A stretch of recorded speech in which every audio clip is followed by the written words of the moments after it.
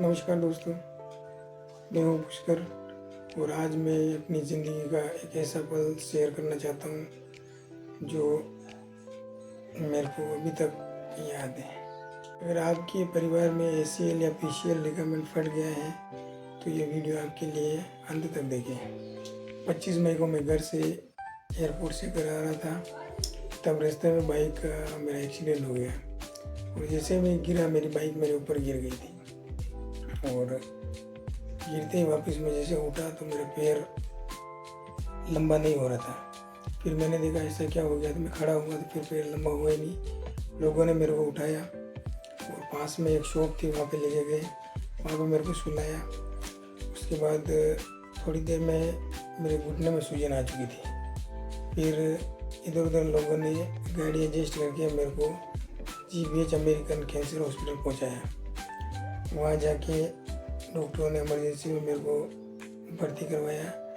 फिर डॉक्टर ने बोला भाई एक्सरा करना पड़ेगा। उसके बाद एक्सरा करवाया। फिर थोड़ी देर बाद एक्सरा आ गया था तो डॉक्टर ने बोला भाई आपकी हड्डी वड्डी नहीं टूटी है, तो सूजन ज़्यादा होने के कारण आज MRI नहीं होगी, तो आप एक बार टेबलेट लेके घर चले जाओ, कल सुबह आना, उसके बाद आप वापस MRI करानी पड़ेगी। फिर मैं अगले दिन सुबह गया 9 बजे, मेरी MRI हुई। उसमें देखा तो डॉक्टर साहब ने मेरे को बुलाया और बोला भाई आपकी MRI हुई है। उसमें मेरा पैर एक मुड़ नहीं रहा था, तो डॉक्टरों ने बोला भाई आपका ACL और PCL टेयर हो चुका है, सर्जरी करनी पड़ेगी।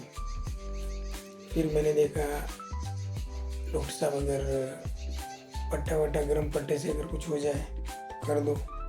उन्होंने बोला भाई सीरियस मामला है, आपके ACL और PCL जो मेन घुटने का लिगामेंट है वो दोनों फट चुके हैं, तो उसके लिए आपको सर्जरी ही करवानी पड़ेगी। तो फिर मेरे को 1 जून को भर्ती किया, 2 जून को मेरा ऑपरेशन हुआ। फिर उसके बाद डॉक्टर ऑपरेशन थिएटर में लेके गए मेरे को, और 2-3 जनों ने मेरे को पकड़ा और मेरे रीढ़ की हड्डी में एक इंजेक्शन दिया। उसके बाद मेरे को पता ही नहीं चला, डॉक्टरों ने बोला भाई पैर ऊपर करो, तो मैंने पैर ऊपर किया तो हो ही नहीं रहा था। फिर उन्होंने बोला भाई सो जाओ। फिर मेरी आँखों पर पट्टी बांध दी और उसके बाद मेरे को सुला दिया। फिर मेरे को पता नहीं था, हल्का हल्का महसूस हो रहा था पैर में कुछ कर रहे हैं। उसके बाद 24 घंटे उसके बाद वापस मतलब जैसे ही मेरा होश आया तब मैं वार्ड में था। फिर उसके बाद डॉक्टर ने बोला भाई पैर सीधा ही रखना है, और मैंने देखा ही नहीं था कितना चीर फाड़ हुआ है। तो उसके बाद वापस वार्ड में शिफ्ट किया मेरे को, और फिर जैसे मेरे को होश आया मैंने देखा पैर पे ये पट्टा बांध देखा था। फिर डॉक्टर आए, उस पट्टे को खोल के फिर वापस नई पट्टी करके चले गए। फिर मतलब देख लो आप 4 दिन तक लगातार मतलब उसमें 24 घंटे तक डॉक्टर ने बोला भाई आपको तकिया मत लगाना, ताकि क्या है कि 24 घंटे तक आप बिल्कुल भी सीट के ऊपर तकिया मत लगाना। बोलते हैं कि अगर वो ऑप्शन के बाद तकिया लगा देते हैं, फिर इंजेक्शन दिया उसका गैस सर में चढ़ जाता है, तो उसके लिए क्या है वो 24 घंटे के लिए बोलता है तकिया मत लगाना। उसके बाद वापस फर्स्ट दिन तो मैं वॉशरूम भी, मैं बिस्तर भी गया, नर्स जब बदला उसमें क्या करना।